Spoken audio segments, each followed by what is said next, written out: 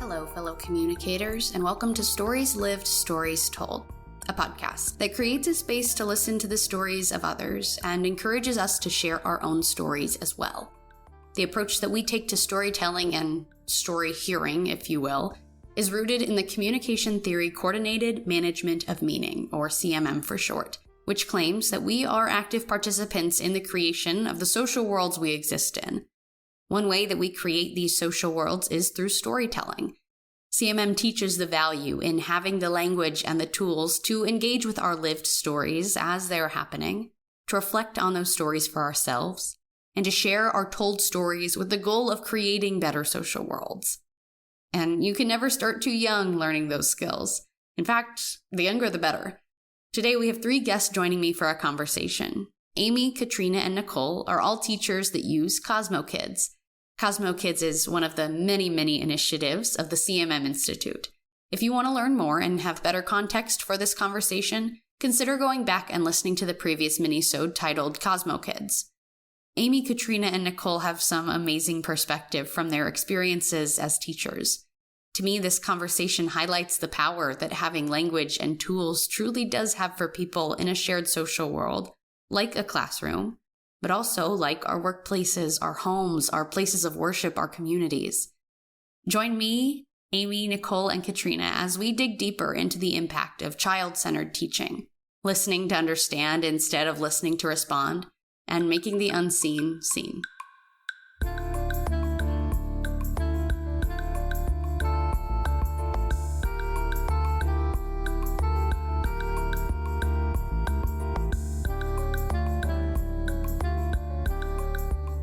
Thank you all so much for joining me today. Thank you for having us. I'm excited to be here. Awesome. I want to know, who are you / what is the story that you tell about yourself? My name is Abbie, and the story I would tell about myself is I'm a wife. I'm a mom of 3. I'm a teacher. I come from a really close-knit family. I've been teaching 13 years in public school. And before that, I had experience with substitute teaching in preschool. And I just love working with children, and I love any kind of service. So I would say that would be my story. Nicole, do you want to go next? Sure. My name is Nicole Wells. I'm from Hammond, Louisiana. I am a mom of 4. 3 girls, 1 boy, and one of my daughters is also a teacher. She's a K teacher. And I am the grandmother to 1 spoiled, rotten little girl. I've been teaching in the classroom really since 1990, but on paper this year be 29 years. Wow. And I'm teaching 2nd grade and pre-K. Well, I am also a teacher and a mother and a wife. I have 4 boys, just the sweetest boys ever. And like Nicole, one of my kiddos is going into education as well. And so he is super excited to do that. He wrote his entrance essay yesterday to get into the teaching program. And it's just really neat to see that go kind of full circle there. I've been teaching for 15 years. I just signed my 16th contract to go back into education, into the classroom next year. And it's exciting. I've been teaching everything from preschool, kinder, 1st, 2nd, special education. And that's pretty much it. When I'm not teaching, I'm being a mom, mostly living at the baseball field. All of you, when I said, who are you, start talking about the roles that you play, which makes sense. I think we definitely define ourselves by our relationships. And so I wonder, is that true for all of you? You feel like teacher and mother are the main roles that you play that define you? Absolutely, because sometimes as teacher, you're playing mom too. Mm-hmm. Definitely. How many times you got mistakenly called mom in classroom? Yeah, that happens all the time. Yeah, it's definitely very much the same, very similar, being a mother and being a teacher. Mm-hmm. Well, thank you for sharing that. Nicole, maybe you could start us off. I wonder, how did you first encounter CMM? Maybe your stories overlap for this too.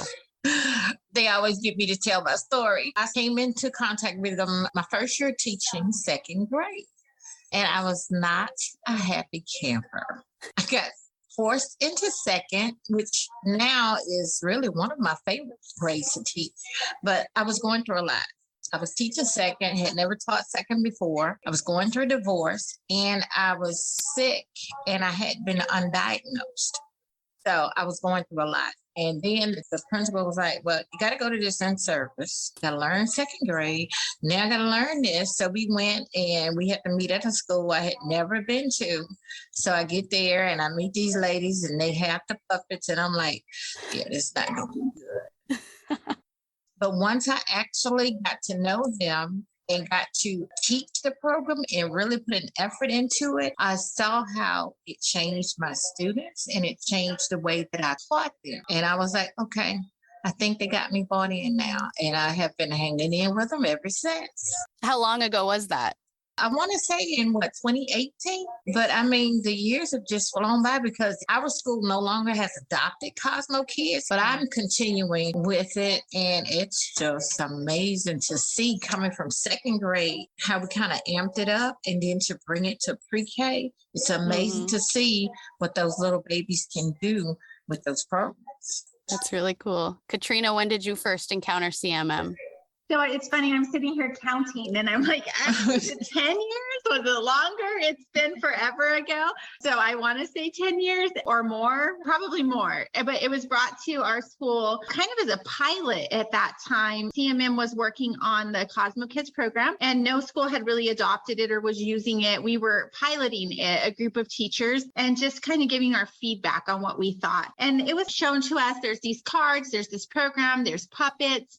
It really felt like it was my way of teaching, but wow, did I learn quickly that I wasn't quite doing all the things I thought that I was doing. I knew that I do feel like I'm a teacher that has always taught from my heart, but this is more about teaching to the child's heart and not just from yours. And, you know, understanding that as the educator, we didn't have all of the answers like we thought we did. I definitely learned so many new ways to teach. It's completely shifted my mindset and the way in which I teach my class. But, you know, it's one of those things you don't know you're doing it till you're doing it. And then you're like, when did I start this? Like, when did this begin? It's evolved a lot into other things through CMM. We've had many opportunities which have just branched out to going to the Kettering Foundation, to being part of CMM itself, and to training other teachers to use the CosmoKidz program. So, you know, what started as something really small turned into many, many things. But I think most importantly, just really shifted my mindset on how I run a classroom.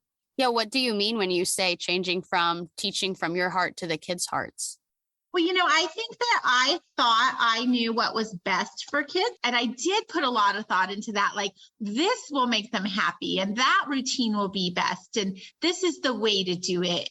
And then when you change that and you become a better listener and a little less of a talker and you let kids tell you what they like and what they need, you're also going to learn that each year the kids are very different. And so when I started teaching just academically, I remember a teacher telling me, file everything week 1, week 2, week 3, and then next year you're ready to go. You pull out week 1 and you run with it. And with CosmoKidz, you learn that week 1 this year is not week 1 last year. Right. And the group of children are different and what they need is very different. And so through this program, we're able to allow kids to have a voice in your classroom, allow them to, you know, to really feel like they just run the room, like they just develop a sense of agency and they're important and their voices matter. They have jobs, they answer the phone and they lead the lines and they sharpen the pencils. And so it's not my class anymore, it's our class. And I think that's the big shift. So I'm not just pouring into them, but they're pouring into each other.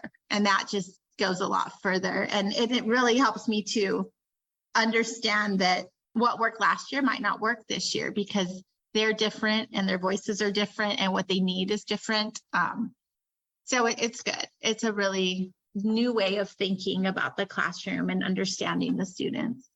Yeah, that makes a lot of sense. That wouldn't have been something I would have considered since I'm not in the classroom anymore as a student. But that seems like a really important change. Yeah, I definitely think so. It's definitely helped me, especially through the last few years as school has been upside down and all around. It helps me to remember that behaviors and things that are a reflection of the way the world has been the last few years are just the way that each child is dealing with what they're going through and readjusting to being in the classroom because it's been difficult. It's been difficult for kids.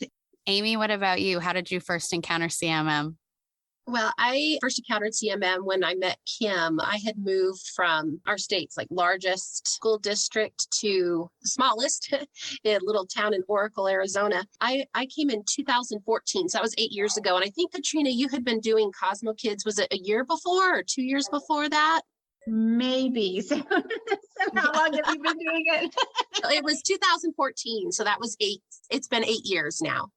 Okay, so I'll go with 10. I'll stick with 10. Yeah, stick with 10. Yeah. So I had come and I met Kim, and it was a program. She introduced CosmoKidz to the kinder, first, and second grade teachers and said, this is a program, we want to try it out and see how it goes and do some research on it. So I was really excited looking over the program. It just fit in with the philosophy that I already had. And I felt like it could really help with classroom management and behavior management. And that was my kind of mindset that I started out with when it came to CosmoKidz, was viewing it as a tool to aid in classroom management. So, and then it definitely, like Katrina and Nicole have said, it has just completely blossomed and changed who I am and the way I teach and everything else. So that was the initial thought was, boy, this is really going to be good for classroom management. Well, Katrina, since you seem to have been around CosmoKidz the longest, could you tell us what you know of the origin story of CosmoKidz? Well, I know Kim has told the story about Barnett Pierce and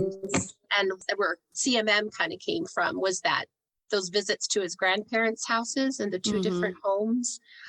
We love hearing her tell that story. And then with CosmoKidz, believe it was Kim and Merritt, and was born out of this realization that you need to go younger and children, coming to the children and hearing their voices and doing all the research with so many children in that age. Yeah, that's pretty much where I remember. But yeah, it was about Kim, Barnett and Kim both had worked with communication at the college level and with older children for many years, and then eventually decided hey, we need to start younger. Let's see what we can do with this. So it was kind of like an idea. And when they brought it to us, it was like, what do you guys work with younger kids? So what do you think can happen here with teaching these communication skills to younger children? So it seemed like a hard, big thing when you just talked about it.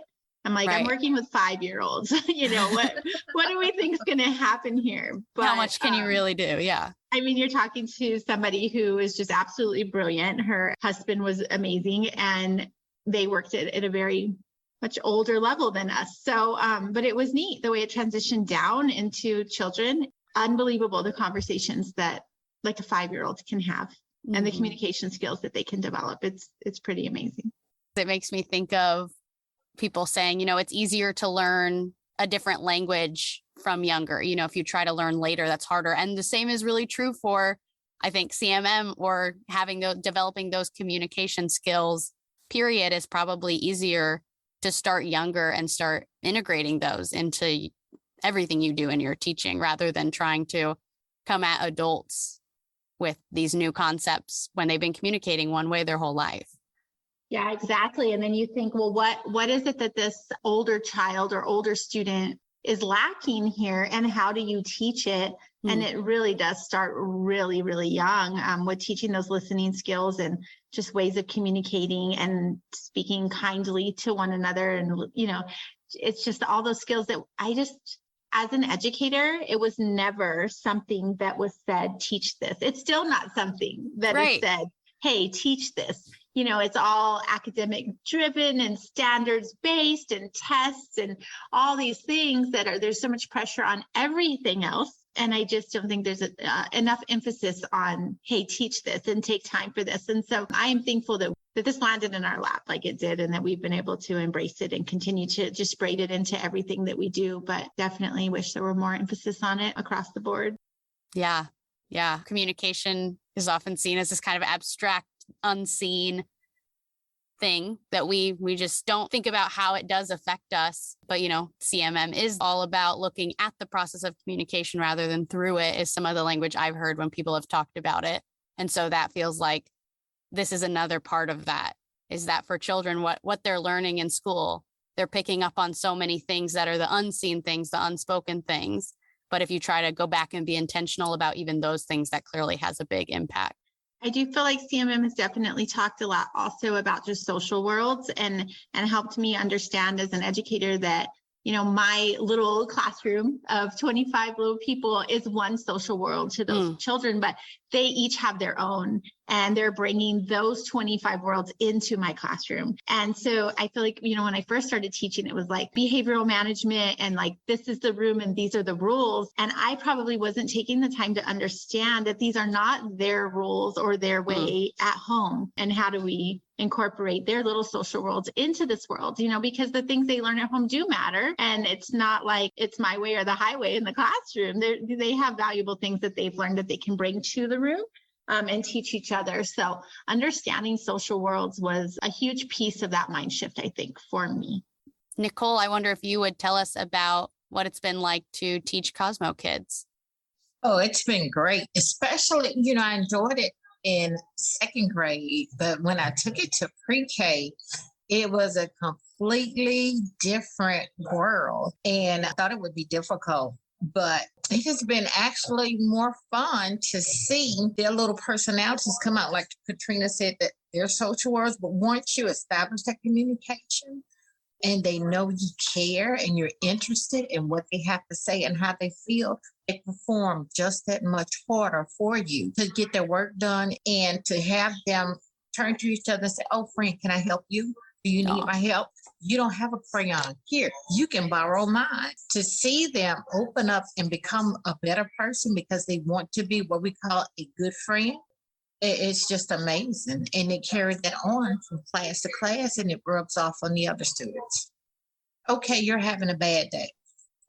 Let's talk about it. Let's go play. I'm like, wow. Yeah, when you see kids, like Katrina was saying, have conversations you didn't know that they were capable of having, or when you see them interact with others in ways you didn't know that they were capable of doing, what does that do for you as a teacher? As I stole it from Katrina, it just makes my teacher heart explode. I'm a people watcher. And I like to, when they go to centers, kind of monitor and pop from center to center and ask a lot of questions and listen to the conversation that they have with each other. And as you communicate and you teach these lessons, not only do their personalities grow, but their vocabulary and their conversations grow. So they're learning to have these conversations. They're growing academically, but pre-K was amazing. It has been amazing. Usually that's why they would take problem kids or kids having trouble in other classes and put in mind. We had one that we were going to exclude from class altogether. He's 4 and they're going to put him out of school. So I'm like, wow. I'll take him. I'll try it. He's screaming. He's hurting the other kids. He's fighting. So he comes into the room and my kids are like, good morning, friend. Here, you can come sit at my table. Let me show you where you hang your books at. This is how we do lunch. Hey, you want to come to this center? Let's go. We line up here. And to see them open their arms and take him to, even though they've seen the chaos coming from the other class, we had no problem from day one until the last day of school. And when his parents came to me and were like, thank you so much. I was like, no, thank you, because he changed the dynamics of the class. I didn't even know 4-year-olds would function like that. And it was just amazing to see. And I'm like, well, 4-year-olds can do it. Why can't we do it as adults? Right. Yeah, I think that's a great point. It definitely sounds very meaningful and worthwhile to be able to see that as a teacher. It's amazing to see how they can explain what a good friend is. How can you do this? How can I make something better? How does this make you feel? And it's important for them to have that voice and know that what they say and how they feel matter. Yeah, because I think a lot of adults don't know that, and they don't have the skills to talk about it. And it taught me as a teacher to stop listening to teach and listen to understand what they have to say and how they feel. Amy, do you have thoughts on that idea of why it's so important to center the kids' voices? Well, I think it's just crucial. I mean, CosmoKidz provides this platform where children can have a voice, and any of the children, all the children are equal. It's like an equitable. It's so hard when you're teaching because you have so many levels in the classroom. But with CosmoKidz, everybody has this level playing field that they can approach and have a voice. So I love how it just provides those equitable entry points. And really their voices are key because we're listening to them, we're learning from them. And instead of them receiving from us and learning as we're teaching, what they say really, really matters. It provides a really nice common language too for the classroom. Like Nicole was saying, they call each other friends and they offer sharing of crayons. And it gets to a point where we braid in these little 5-minute lessons that are daily done. We have like this sacred space. It's so nice to have this time that we can actually focus on explicitly teaching these kinds of characteristics. Katrina and I did some work with Kettering, and they called it the building blocks of citizenship. So we can actually have that sacred time to work on developing those characteristics, because then we braid it in through everything. I mean, even math talk becomes CosmoKidz related because the children are respectfully listening and they're disagreeing in a way that's not aggressive.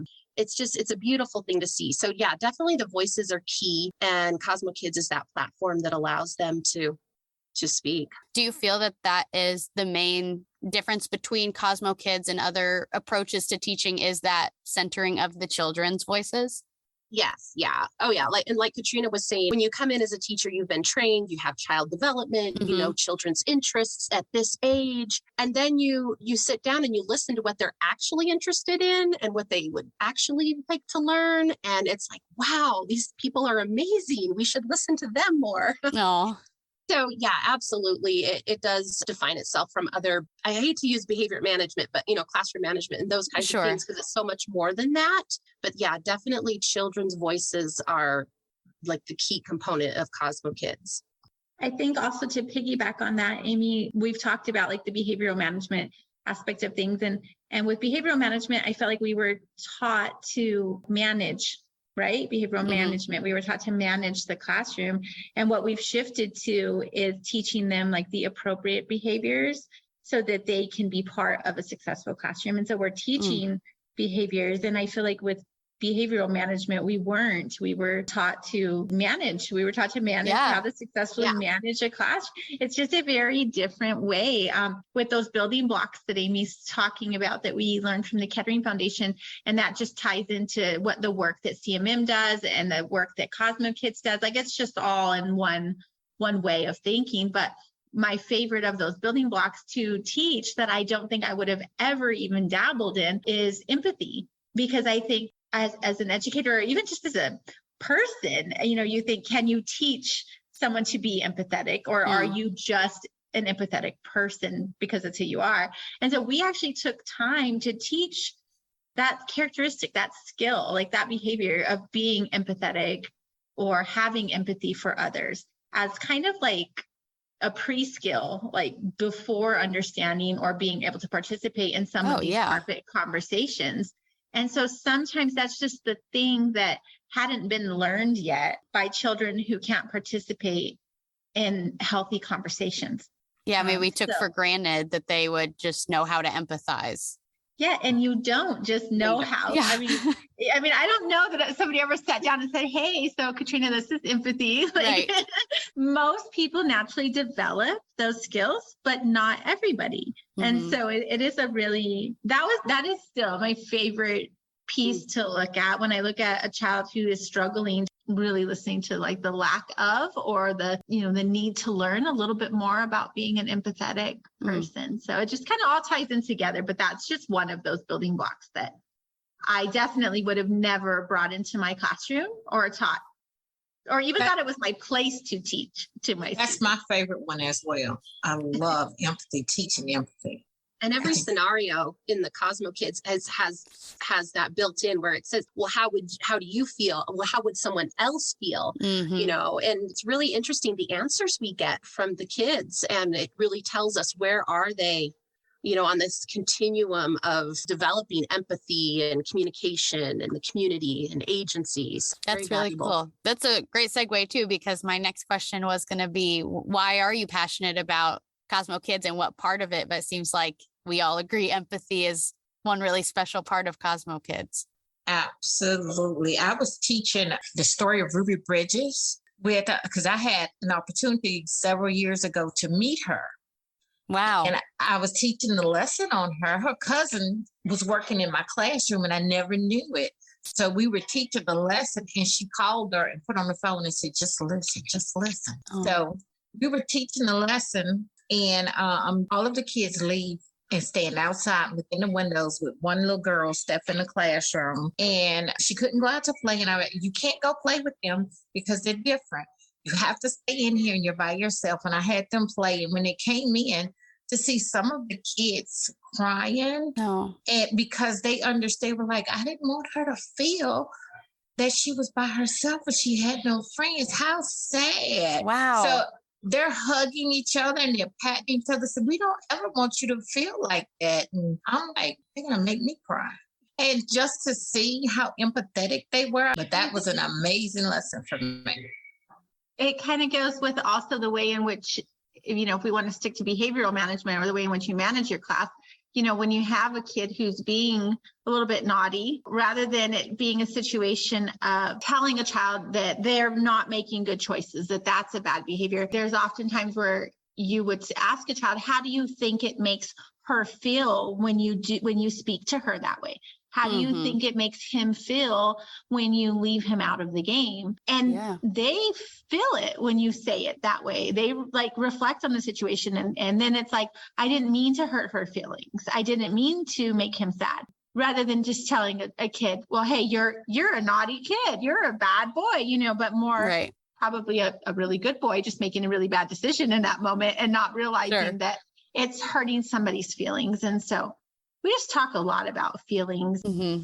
Yeah, I think I developed a very emotional class this year. We probably talked about feelings too much. No such thing, I think. I'm not sure. But I think when you talk about that behavior management and there's like a behavior and then a consequence and a behavior and a consequence, and it all just feels so external. And CosmoKidz really causes the children to think internally. And when we talk about constructing the social worlds, I'll say, what kind of friend are you being? Would someone want to be a friend with someone who's doing what you're doing? And, what kind of friendship do you want with this person? And so it just. And they respond to that. Oh, yes. Yeah. You just see it on their face. Their whole face changes. It's like, oh, yeah, I would not like that. That's not the kind of friendship I want with this person. And I'm not being a good friend right now. If we can, tap into that internal motivation versus all this external punishment and consequence and those kind of things, it's just a much better way of having a classroom community.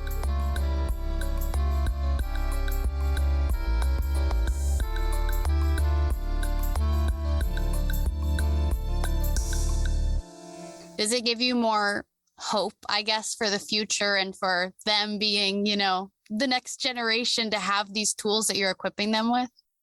Absolutely. Oh, yeah, absolutely. And I have a lot of hope already. Just having my 3 children are older, they went through high school and seeing the way they act and the acceptance and the advocacy that they have. And I have a lot of hope already when I look at the generations that are coming up. It's really exciting to be part of the next generations and the next year in the future and spending this very important work and time developing these things that these children will need to be empathetic and create a better community. I think for us, it's also, you feel like maybe you're not doing enough. I want it to start when they're younger and I want it to keep going as they get older. And I want all teachers to be teaching this way. And so that piece is difficult because you just can't get enough of this way of thinking and pouring into kids. So Amy teaches first grade and I've been teaching second grade at the same school. So her kids will carry over to me. Right. And then we're like, and then what? So then we started a 3rd, 4th, 5th grade club where we continue to work on these skills. And it's hard to let go. And you wonder, if you've poured in enough, any other subject or area that we teach goes on kindergarten through 12th grade. And I wish that we had a little bit more teachers teaching these skills because it's so needed. These kids need to learn ways to express themselves in a healthy way. I've taught my kids to say, what if? Whenever they make a not so good decision, to turn around and say, what if it was you that was happening to? So they're all, and I have a little thing on this huge air conditioner contraption that blocks half the classroom. And it's a little thinking cloud. And it says, what if? The kids, they'll see someone doing something and they'll point up there and they'll go like, yeah, go ahead, what if? But they fix it themselves. I'm like, well, they don't need me. They what if themselves. Oh. So yeah, that's amazing, especially with 4-year-olds. So I've even gotten some of the new pre-K teachers to come in and like, what is this you're doing? We hardly ever see you write anybody up or the disciplinary comes to your room. They can handle their own problems. It's just you giving them the tools that they need and them using them properly. And so I'm training them and showing them how to use CosmoKidz. So I saw on the CosmoKidz website, it was talking about SOAR. Can you tell me about SOAR? Yeah, so SOAR is an acronym that we use, part of that common language that the children internalize and adopt. SOAR stands for, the S is sense what's around you. O is open your hands to help others. A is act with kindness. And R is respect other people. And it's hard not to do the hand movements. Right. You can see me moving my hands because we have dances, we have songs. SOAR becomes like this very huge way of life in the classroom. We have poster on the wall and they refer to themselves as CosmoKidz. And when are we going to soar? How else do you see it playing into the classroom and into those conversations? Well, when I was in 2nd grade, I made them dig deeper into it. Like S is the sense what's around you. What does that mean to you? How do you sense what's going on around you? How do you open your arms to help other people? You know, how can you respect others? What are you doing? And they did good with defining how they would do those things and not just say, SOAR, sense what's around you, open your arms to help others. They really got into it and said, okay, I can see if a situation is making me or someone else uncomfortable and I can intervene or go ask someone to come talk to them or get help. And if someone needs help with something, I can go over and help. I can say, please, thank you, excuse me, and use kind words. And they really got into it. And by making them dig into it, it let me know that they understood what was going on. They understood what it meant to soar. I did something very similar, Nicole, with that, just asking the kids to tell me when they soar, like give me examples of it. And so, not only understanding what it meant, but when did you do it? And one that like just sticks with me, there's just going to be those moments and those certain kids at these things that stick with you. And we came in from recess and we live in Arizona, which you just think, okay, hot Arizona, but the little town that we teach in is like windy and cold, like it's crazy. And we came in from recess and a little girl told me, she's like, Miss Tias, I acted with kindness at recess. So she like used the words and I was like, oh, okay, what'd you do? And she's like, well, it was cold outside. I had 2 jackets and I gave her my jacket. And I'm just like, would she have done that if we hadn't talked about what acting with kindness was like, and that we need to act with kindness and that it's our responsibility to do these things for one another. And I mean, just knowing that this child gave another child a jacket because she not only recognized that it was cold, but she also acted with kindness. And then she recognized that she acted with kindness. Like it's so many levels of not just what the acronym is, but that they're actually able to do it. Actions speak so much louder than words, and they're actually able to act out those things. That seems so important to me, that instead of hoping your students stumble into an act of kindness or happen to have act of kindness, that you're actively teaching them you can choose to engage in an act of kindness. I've actually done it as homework assignments before. And I'm like, okay, your homework today is to act with kindness. And when you come to school tomorrow, you need to tell me what you did. And I had a little boy that was like, first thing in the morning, Miss Tias, I did it. And I was like, what did you do? I acted with kindness 5 times. And I'm like, 5 times? And he's like, yeah, I went to the Circle K and I opened the door for 5 different people. But now when I go places and like I'm walking into a store and, somebody's ahead of me and they could have held the door, I think of that. And I'm like, I've got 7-year-olds holding doors, people. Come on now. Like, let's act with kindness. What do you see? You talked about, your classroom is a social world. Each child has their own social world. how do you see having that common language create that better social world for everybody involved? Well, I feel like some of these languages, like act with kindness, are not things that they're hearing at home, unfortunately. And so they maybe are not always raised to hold the door for somebody else or do those things. Like those things don't always matter. And so I do know that not only do they carry their social world into our classroom, and sometimes they're positive social worlds, but sometimes they're not. But they're carrying what we're teaching in our social world out. I mean, they're going out into the community and holding a door for somebody or giving a jacket to somebody. And so just knowing that we're part of creating, just a better community by what we're instilling into these kids is just pretty exciting. And the carryover is cool. It's really cool. We've had parents say things to us, like things that are being carried over. My son is 11 now, my youngest, but he was in Amy's first grade class. Oh. And my older boys are much older than him. And one night we were sitting at the dinner table and I can't remember exactly what he was doing, but he was like getting on their nerves because he was little and they're bigger and they're just like, dude, cut it out. And so he listened to what was said. And then he was like, all right, well, what are the words exactly you mean? I feel you like, what's the? Oh yeah. It's the I feel statements. Yeah. He's like, I hear your issue, but now I want my compliment. Like he was like, okay, you can tell me that there's a problem, but now, I need a compliment now because she practices in her classroom carpet time, which she can better explain it. But he carried that over to our dinner table. Aww. And the other boys are like, what does he mean? What? Compliment? Like, we're telling you there's an issue. And I'm like, well, clearly your first grade brother has a better way of communicating than you guys do.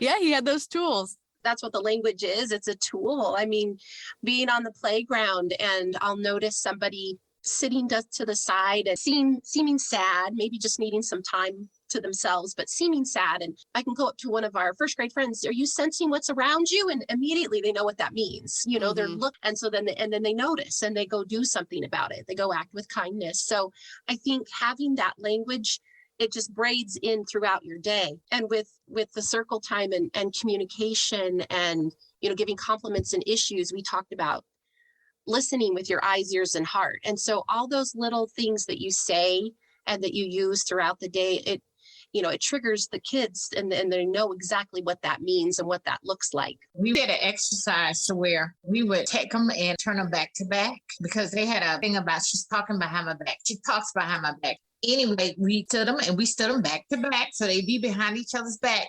But instead of making them say something mean, they had to give each other compliments. And we went around and everybody got a turn to talk behind each other's back. Yeah. And that was cute. I like that. There's just so many ways to teach children how to pour love. And sometimes they just haven't been taught that. They haven't been taught to pour love into other people. So it's a neat thing. It's pretty cool. Like Amy said, you just braid it in throughout the day. And right.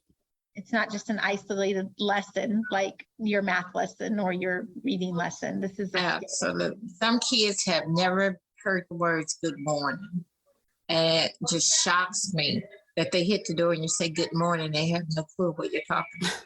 To me, the shared language does seem so important because they're experiencing all of these things with or without the language. They are going to be sensing what's around them. They are going to empathize or have a desire to empathize or experience all of these emotions and interactions.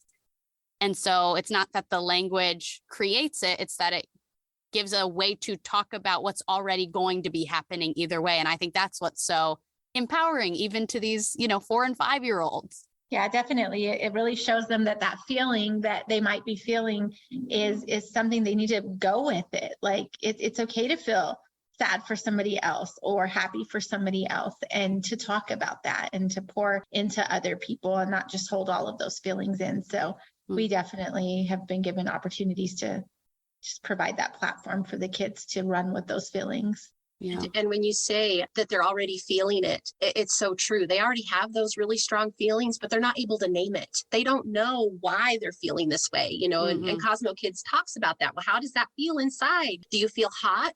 Do you feel like it's a full body experience? Explode? Yeah, it's a full body experience. And they they have this happening to them, but they can't name it. They don't know what it is. And so that's one of the beautiful things about CosmoKidz is it allows the kids to name it and recognize it.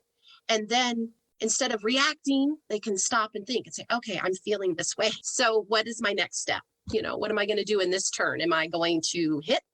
Am I going to respond this way? Or so it teaches them to pause in that moment and be aware of what's going on within them, and then make a decision that would be the best decision for what they want, for their social world, for their experience with other kids.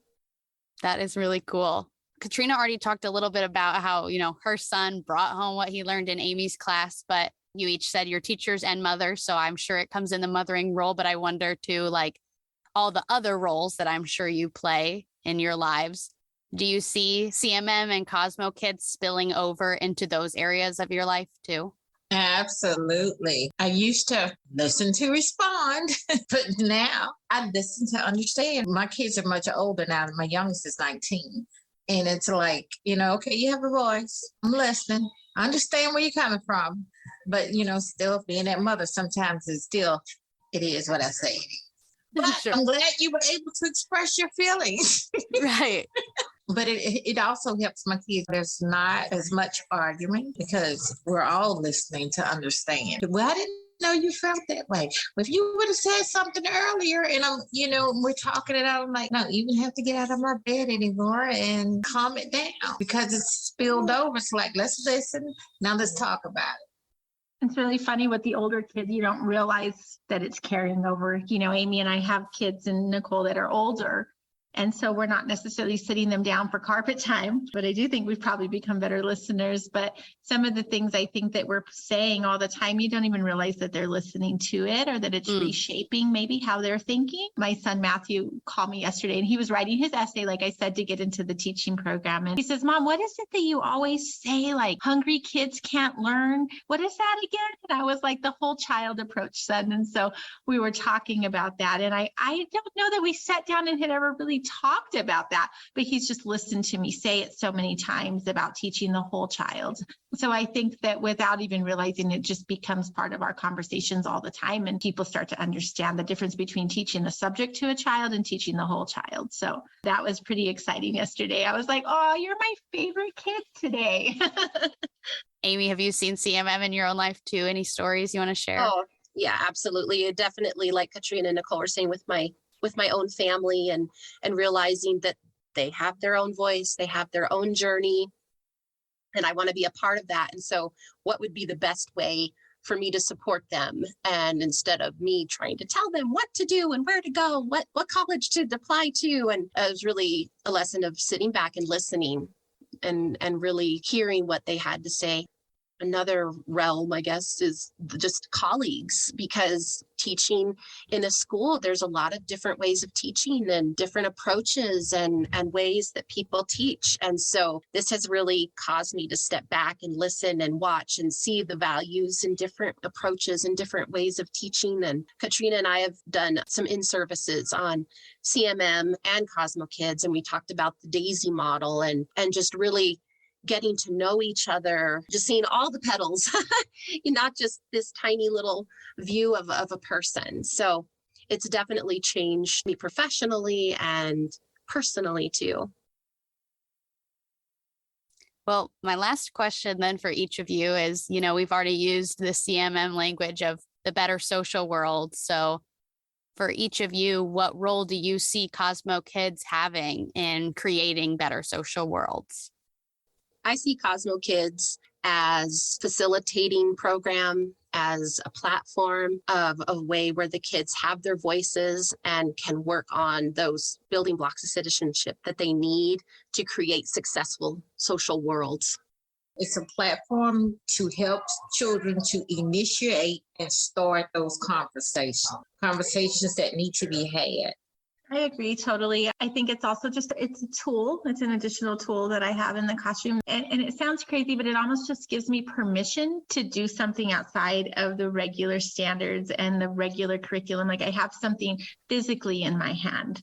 I have a card and I have a puppet. And so I feel like I'm doing something real, not just something that other teachers might consider fluff, but it's something real. I can hold it, I can explain it to you. It came from somewhere, but then it just allows me to provide opportunity for kids. And it's something that is not graded. There are not wrong and right answers. So it's a different level of participation, like how Amy says, the equitable participation, because it's at any level. Conversation can be with your lowest child or your highest child. So it's really neat. It's the only thing in my curriculum that is really accessible to all levels without extreme modification of any type. So I really love that piece of it. It works for all of the kids in the classroom. And they're so eager to participate because there's no wrong and no right answer. I can just say, and I'm included, you understand and you recognize. Yeah, they get to be heard, they get to talk, and they get to feel like they are an expert because it's on what they think and what they feel. So they are the expert. Yeah. Yeah. Wow. Well, thank you for sharing all that. Anything else anybody wants to say? This has been fun. I don't get to see and talk to my friends that often. I love you guys. Love you. Miss you so much. I miss you. I appreciate you all doing this and was especially contemplating our time together today after the school shooting that happened in Texas with you all being teachers. And so I just think you are probably some of the bravest people right now. I have a lot of friends because I just graduated, friends graduating that are going to become teachers too. And I just think it's incredibly brave. And especially with what you're doing with CosmoKidz, I think is probably the most important to make kids feel safe, because I think there's a lot of ways that children are not feeling safe in schools right now. And the conversation, some of the solutions have just made them probably feel less safe in school, actually. And so I think giving them the tools and the language to express their emotions and to talk about how they feel is probably the best gift that you could give them. And so I respect what you guys are doing so much. Thank you. Thank you so much. Thank you, Abbie. Thank you for that.